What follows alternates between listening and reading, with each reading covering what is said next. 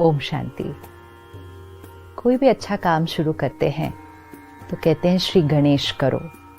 विघ्न विनाशक, दुख हरता, सुख करता, सिद्धि विनायक श्री गणेश की हम बहुत प्यार से महिमा करते हैं, उन्हें याद करते हैं, पूजा करते हैं। हर कार्य की शुरुआत उनकी स्थापना से करते हैं।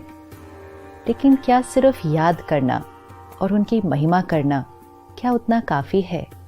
क्यों ना उनसे प्रेरणा लें, उनकी विशेषताएं, उनकी शक्तियाँ अपने जीवन में धारण करें और सिर्फ श्री गणेश जी की महिमा न करें, खुद ही श्री गणेश जैसे बन जाए।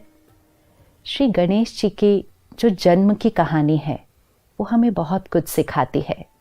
कहते हैं शंकर जी तपस्या के लिए बहुत दूर पहाड़ों में गए थे, तो पार्वती जी ने अपने शरीर की मिट्टी निकालकर एक बच्चे का निर्माण किया।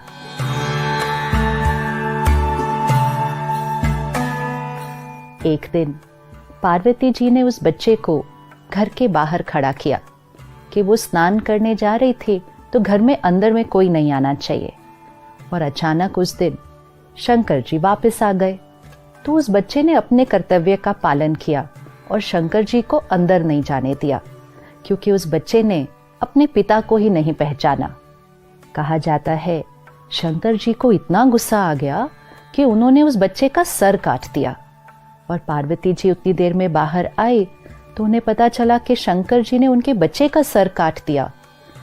फिर शंकर जी ने कहा, अच्छा, अगला जो अब यहां से जाएगा मैं उसका सर इस बच्चे को दे दूंगा। हम ये कहानी बहुत समय से सुनते आए हैं, लेकिन हमने कभी भी इस पर विचार ही नहीं किया कि ये हमें क्या सिखा रही है। तो अगला जो वहां से गुजरा वो एक हाथी था। तो शंकर जी ने हाथी के सर को काटा और उस बच्चे पर लगा दिया और उस बच्चे को नाम दिया गणेश। ये कहानी क्या सिखा रही है हमें कि बच्चा अपने पिता को नहीं पहचानता। और शंकर जी देवता 10 साल की तपस्या बाद आए थे और इतना गुस्सा आ गया कि बच्चे का सर काट दिया। आज आप और मैं भी अगर 10 मिनट भी मेडिटेशन कर लें तो इतने शीतल और शांत हो जाते हैं कि ऊंची आवाज में नहीं बोल पाते हैं।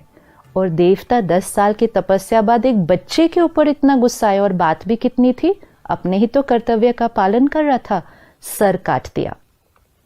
ये कभी नहीं कहते कि शंकर जी ने उस बच्चे की हत्या की, नहीं कहते, सिर्फ कहते हैं उसका सर काटा। दो बातों में बहुत फर्क है। वैसे तो अगर बच्चे का सर काट दो या किसी का भी सर काट दो तो उसी समय उसकी हत्या हो जाएगी, लेकिन उसको हत्या नहीं कहते, कहते सर काटा और किसी और का सर लगा दिया। परमात्मा जब इस सृष्टि पर आते हैं तो हम अपने अहंकारवश परमात्मा को पहचान नहीं पाते हैं। बॉडी कॉन्शियसनेस, क्यों ये कहा जा रहा है कि पार्वती जी ने अपनी मिट्टी से बच्चे का निर्माण किया? क्या किसी देवी के शरीर में इतनी मिट्टी हो सकती है? क्या हमारे शरीर में इतनी मिट्टी है कि हम एक बच्चे का निर्माण करें? तो मिट्टी से बच्चे का निर्माण किया मतलब ये शरीर मिट्टी का है। दिस इज मिट्टी, दिस इज बॉडी कॉन्शियसनेस। और इस बॉडी कॉन्शियसनेस की वजह से हम परमात्मा को पहचान नहीं पाते हैं। तो परमात्मा सबसे पहली चीज़ क्या करते हैं, हमारे बॉडी कॉन्शियसनेस के सर को काटते हैं, हमारे अहंकार के सर को काटते हैं। तो शंकर जी ने बच्चे का सर काटा। अच्छा, सर काटा ही था तो वापस वही सर लगा देते, एक और की हत्या करने की क्या जरूरत थी? लेकिन जब परमात्मा हमारे अहंकार का सर काटते हैं तो फिर उसकी जगह सोल कॉन्शियस, ज्ञान से भरा हुआ, प्योरिटी और डिविनिटी से भरा हुआ एक बहुत वाइज सर हमारे ऊपर लगाते हैं। तो शंकर जी ने वो सर काट के ज्ञान का सर उस बच्चे को दिया और फिर उसका नाम रखा गणेश।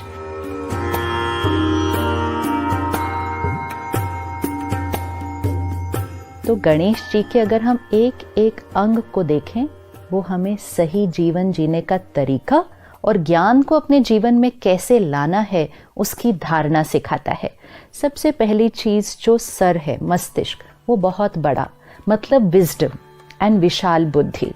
फिर दूसरी चीज़ जो आंखें हैं वो बहुत छोटी, सर इतना बड़ा, आंखें इतनी छोटी। तो जो वाइज होगा जो वाइज इंटेलेक्ट होगा वो दूरादेशी होगा। जब हम कोई चीज दूर देखते हैं तो हमारी आंखें छोटी हो जाती हैं। तो दूर देखकर फिर कर्म करना मतलब जो हम कर्म कर रहे हैं, जो हम सोच रहे हैं, बोल रहे हैं, कर रहे हैं, ये हमारा कर्म है।